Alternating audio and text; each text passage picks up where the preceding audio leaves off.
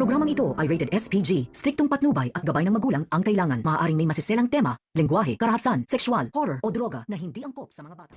Dumating na nga itong si Ramon sa compound ng mga girero upang ipaghiganti nga ang kanyang anak na si Tanggol.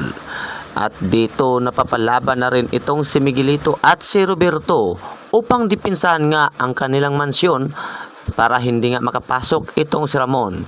Ngunit hindi nga mapipigilan ngayon ni Roberto itong si Ramon. Pilit pa rin itong pumasok sa kanilang mansyon kahit na nahirapan ito. Kaya naman napilitan na lamang itong si Roberto na makipaglaban dito kay Ramon ng harap-harapan. Ngunit natatalo pa rin itong si Roberto dahil masyado ngang magaling itong si Ramon sa labanan ng mano-mano.